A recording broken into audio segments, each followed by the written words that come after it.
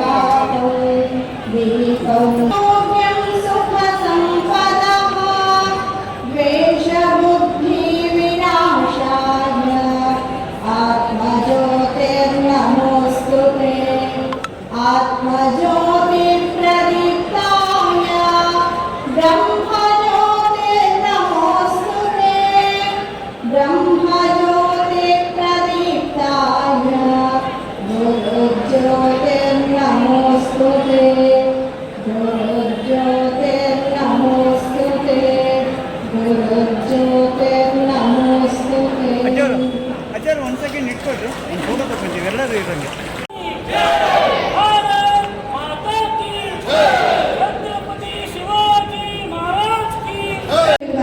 ಗಣ್ಯರನ್ನ ಹಾಗೆ ಎಲ್ಲರನ್ನ ಸ್ವಾಗತಿಸಲಿದ್ದಾರೆ ಸುನೀಲ್ ರುದ್ರಪ್ಪ, ಬಜರಂಗ ದಳದ ನಗರ ಸಂಯೋಜಕರು.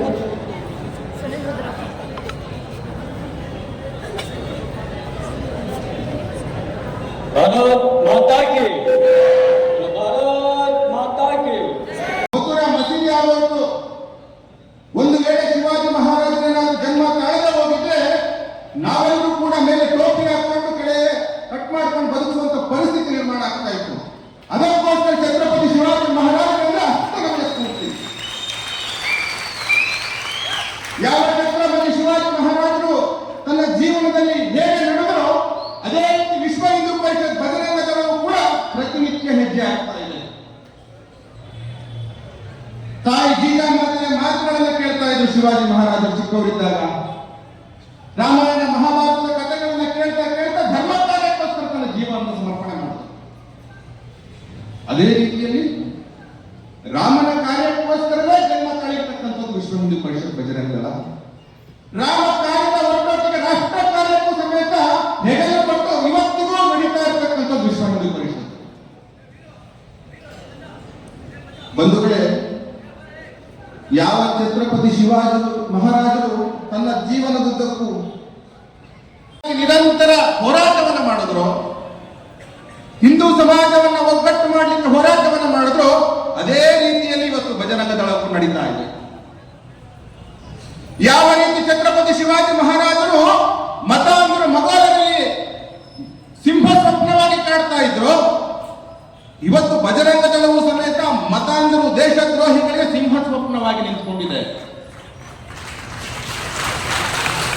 ಉದಾಹರಣೆ ಹೇಳಲ್ಲ ನಾನು, ಕಳೆದ ವಿಧಾನಸಭೆ ಚುನಾವಣೆಯಲ್ಲಿ ಮತಾಂಧರನ್ನ ಓಲೈಸಿ ಓಟು ಪಡಿಬೇಕಾದ್ರೆ ನಾನು ಏನು ಮಾಡಬೇಕಂತ ಯೋಚನೆ ಮಾಡಿದ್ರೆ ಮೊದಲು ಗೊತ್ತಾಗಿದೆ ಒಂದೇ ಮಾತು ಅವ್ರಿಗೆ ಅನ್ಸಿದ್ದು, ಯಾವ ಹೆಸರು ಕೇಳಿದ್ರೆ ಮತಾಂಧರು ನಿದ್ರೆಯಲ್ಲಿ ಎದುರ್ತಾರೋ ಆ ಸಂಘಟನೆಯನ್ನು ಬ್ಯಾನ ಮಾಡ್ತೀವಿ ಅಂತ ಹೇಳಿ ಇಡೀ ಮುಸಲ್ಮಾನರು ಮತಾಂಧರು ಒಮ್ಮೆ ಓಟ್ ಮಾಡ್ತಾರೆ ಅಂತ. ಆ ಕಾರಣಕ್ಕೋಸ್ಕರ ಬಜರಂಗದಳ ಹೆಸರನ್ನು ಬಳಸು. ಹೌದು, ಬಜರಂಗ ಮಾಡ್ಕೊಳ್ಳೋದು ಅನಿವಾರ್ಯ ಬಂಧುಗಳೇ ಇವತ್ತು. ಹಾಗಾಗಿ ನಮ್ಮ ಮನೆಗಳಲ್ಲಿ ಶಸ್ತ್ರಗಳನ್ನು ಇಡಬೇಕು. ನಾವು ಶಸ್ತ್ರಗಳನ್ನು ಪೂಜೆ ಮಾಡುವಂಥವ್ರು, ಆಯುಧ ಪೂಜೆ ಅದಕ್ಕೆ ಇರುವುದು.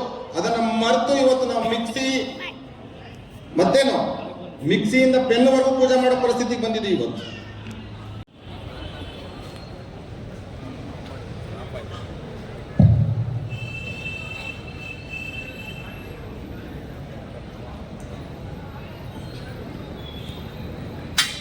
ನಡೀಲಿಕ್ಕೆ ಸಾಧ್ಯತೆ ಇಲ್ಲ ಅಂತಕ್ಕಂಥ ಮಾತನ್ನು ನಮ್ಮ 12ನೇ ಶತಮಾನದಲ್ಲಿ ಬಸವಾದ ಗ್ರಂಥರು ವ್ಯಕ್ತಪಡಿಸ್ತಾರೆ. ಕಳಬೇಡ, ಕೊಲಬೇಡ, ಹುಸಿಯ ನುಡಿಯಲು ಬೇಡ, ಮುನಿಯಬೇಡ, ಅಣ್ಣರಿಗೆ ಅಸಹ್ಯ ಪಡಬೇಡ, ತನ್ನ ಬಂಡು ಹಳಿಯಲು ಬೇಡ. ಇದೇ ಅಂತರಂಗ ಸುದ್ದಿ, ಇದೇ ಬಹಿರಂಗ ಸುದ್ದಿ ಅಂತಕ್ಕಂಥ ಮಾತನ್ನು ಹೇಳ್ತಾರೆ. ಈ ರೀತಿ ಇರ್ತಕ್ಕಂಥ ಈ ಸಪ್ತಸೂತ್ರಗಳ ಮುಖಾಂತರವಾಗಿ ನಾವು ನಮ್ಮ ಧರ್ಮ ಇವತ್ತೊಂದು FIR ಹಾಕಿದ್ದಾರೆ. ನಾನು ಬಹಳ ಹೆಮ್ಮೆಯಿಂದ ಶಿವಾಜಿ ಬರ್ತ್ಡೇ ಶಿವಾಜಿ ಮಹಾರಾಜದ್ದು ಗಿಫ್ಟ್ ನನಗೆ ಅಂತ ಖುಷಿ ಪಡ್ತೀನಿ. ನನಗೆ ಬೇಸರ ಇದೆ. ಶಿವಾಜಿ ಮಹಾರಾಜರ ಜಯಂತಿಯ ದಿನ ಹಿಂದೂ ಧರ್ಮದ ವಿಚಾರಕ್ಕೂ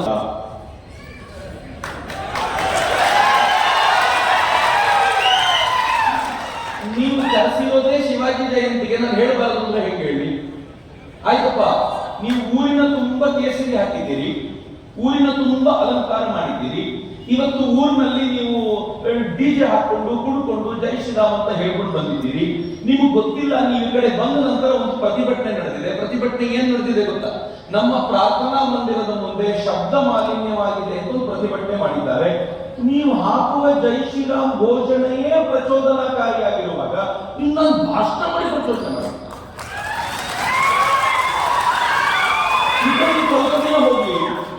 ಸ್ವಲ್ಪ ದಿನ ಹೋಗ್ಲಿ, ನಮಗೆ ಕೇಸರಿ ಬಣ್ಣ ಕಂಡ್ರೆ ಆಗದಿಲ್ಲ. ಹೀಗಾಗಿ ಕೇಸರಿಯನ್ನ ನಿಷೇಧಿಸಬೇಕು. ಇನ್ನು ಮುಂದೆ ಈ ದೇಶದ ಸಾಧುಗಳೆಲ್ಲ ಬೇರೆ ಯಾವ್ದಾದ್ರು ಬಣ್ಣದ ಬಟ್ಟೆ ಧರಿಸಲಿ ಅಂತ ಹೇಳಿದ್ರೆ ನಾವು ಯಾರು ಆಶ್ಚರ್ಯ ಪಡಬೇಕಾಗಿಲ್ಲ. ಯಾಕೆಂದ್ರೆ ಕೇಸರಿ ನೋಡಿದ್ರೆ ಪ್ರಚೋದನೆಯಾಗಿ ನಾವು ಕೇಸ್ ದರ್ಜ್ ಮಾಡ್ತೀವಿ ಅಂದ್ರೆ ಏನು ಹೇಳಿ? ಇದನ್ನ ನೀವು ಪ್ರಚೋದನಕಾರಿ ಅಂತ